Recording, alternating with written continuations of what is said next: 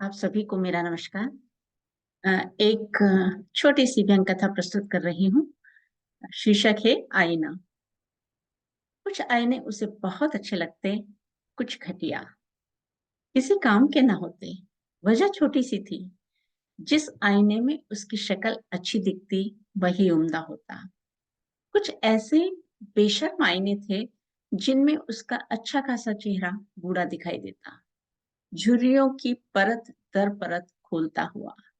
ऐसा लगता जैसे आईने पर धुंध जमा हो, ऐसी धुंध जो लाख साफ करने के बावजूद जमी रहती। सबसे बेकार तो मैग्नीफाइंग ग्लास थे, चेहरे की हर विकृति को और बड़ा करके दिखाते। काले धब्बे, छोटे बाल, झूलती चमड़ी, कुल मिलाकर वह सब कुछ जो किसी इंसान को निराश करने के लिए पर्याप्त होता है। रचनाओं के साथ भी अक्सर यही होता। तारीफ के पुल बांधने वाले बहुत अच्छे लगते, कमियां गिनाने वाले कट्टर दुश्मन।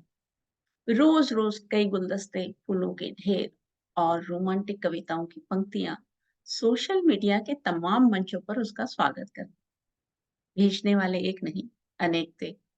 बधाई संदेशों में हर दिन नए नए प्रेमी जन्म लेते, जो उसके व्यक्तित्व पर बात करते, रचनाओं पर नहीं। कहते, आपकी रचनाओं से तो पहले से ही खूब लगाव था, अब आपसे भी हो गया है। ये मेरा नंबर है, आपकी मीठी आवाज सुनने के लिए तरस रहा हूँ। भर भर के मक्खन के कटोरे रोज उसकी खुराक में शामिल किए जाते। वो मिठास कड़वी लगने लगी।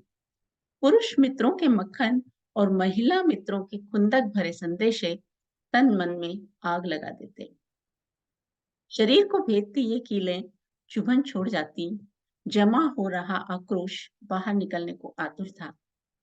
सोशल मीडिया पर अपना गुस्सा जाहिर करते हुए उसकी पोस्ट आक्रामक होती, कटुता से भरी हुई, आड़ी तिरछी हर तरह की मिलती प्रतिक्रियाएं विवादों के घेरे को और बढ़ाती चली गई। तेज होता रक्त प्रवाह उसकी सेहत को चुनौती देने लगा।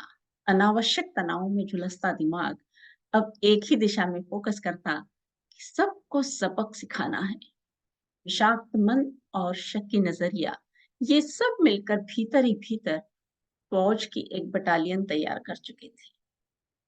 एक अंतरंग मित्र ने उसके इस गुस्से को बेमतलब बताते सलाह दी, गुस्सा करने के बजाय इनके मजे लेना शुरू करो। मेहनत से लिखा हो तो एक इमोजी की मुस्कान भर दे दो, क्या बिगड़ता है तुम्हारा? अरे हरी मिर्च के बजाय मक्खन बन जाओ। मित्र की इस शरारत पर उसने आंखें तरेर दी, लेकिन फिर सोचा, सच तो कहा, मक्खन के इन कटोरों को ठुकराने के बजाय थाली में रखा जाए। मन चंगा तो कठौती में गंगा। अब वह रोज मिल रहे चुने हुए संदेशों को सहेज कर रखने लगी। किसने भेजा उससे मतलब नहीं था, क्या भेजा वो ज्यादा जरूरी था। कुछ अच्छा सा, कुछ प्यारा सा, कुछ भेजने वाले का श्रम और कुछ मनोरंजन से भरपूर। यह काम एक नया रचना संसार बनाने लगा। एक सज्जन रोज उसे गुड मॉर्निंग भेजते थे। उसने कहा, यह हमारा गुड नाइट का समय है, गुड मॉर्निंग का नहीं। जो जवाब मिला उससे मन चारों खाने चित्त हो गया। तुम दिन को अगर रात कहो, रात कहेंगे, जो तुमको हो पसंद वही बात करेंगे। किसी और मानसिकता में इसे स्वीकार करना मुश्किल था, मगर अब यह एक मजेदार खजाना था। प्रेम की पींगे बढ़ाने को तो कोई कह नहीं रहा, जरा सा विनम्र जवाब उस इंसान का भी दिन बना देगा जो लगातार ऐसे संदेशों को भेजने की मशक्कत कर रहा है। इसी भलमनसाहत में इन सबको सहजता से लेने लगी थी वह। तमाम सारे फूल, गुलाबों के गुलदस्ते, प्यारे भरे संदेश उसे न गुदगुदाते, क्रोधित भी नहीं करते। धीरे धीरे यह चुप्पी लोगों के आईने में कुछ और दिखाने लगी। संदेश आया, आपकी मुस्कान युक्त लेखनी क्षमता आधारित कलात्मक अभिव्यक्ति का कायल हो गया हूँ। मैं सीनियर सिटीजन, विधुर, निसंतान व्यक्ति आपको साधुवाद करता हूँ। यह एक सीधा-साधा प्रस्ताव था, खालिस मैट्रिमोनियल प्रस्ताव।